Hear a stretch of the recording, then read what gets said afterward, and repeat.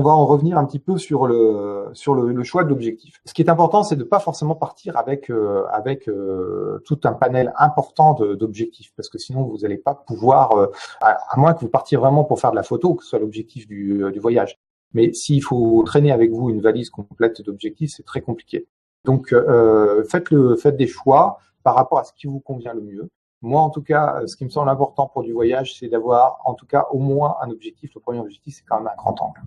Donc un grand angle, quelque chose qui ouvre au moins à l'équivalence donc d'un 24 mm, donc qui permette d'avoir un angle qui s'approche un peu de 100 degrés, un petit peu moins peut-être, mais voilà. Ça c'est important parce que ça permet en fait de prendre des choses dans leur contexte. Simplement, c'est-à-dire de montrer peut-être un personnage qui est dans un lieu de vie et comment ce qu'il y a autour, comment il vit autour. Et ça, c'est assez intéressant. Si vous ne le faites pas, si vous êtes avec un téléobjectif, vous allez toujours être avec des images, avec un champ qui est très réduit. Donc, ça va être un petit peu différent. Sans aller ici, là, je vous mets une photo pour vous montrer est-ce que c'est qu'un fisheye.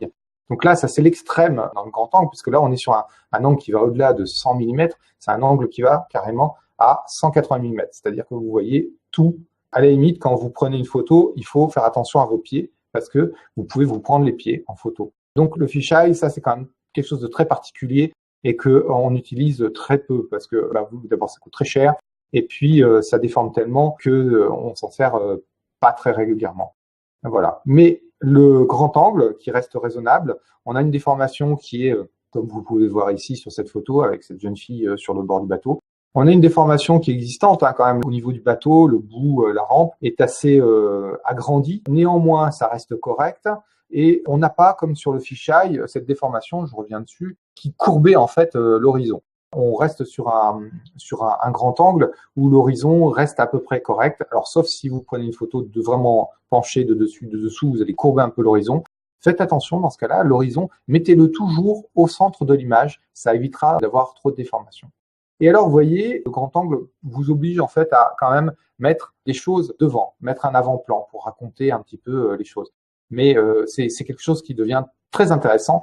En fait, le grand angle est un raconteur d'histoire. C'est vraiment ça, c'est-à-dire que vous allez raconter, vous allez pouvoir mettre dans votre photo devant la vieille dame qui est en train d'éplucher les pommes, à côté l'autre dame qui lui tient compagnie, et puis un morceau derrière de son pas de porte, et puis un morceau de sa rue, et vous racontez beaucoup de choses.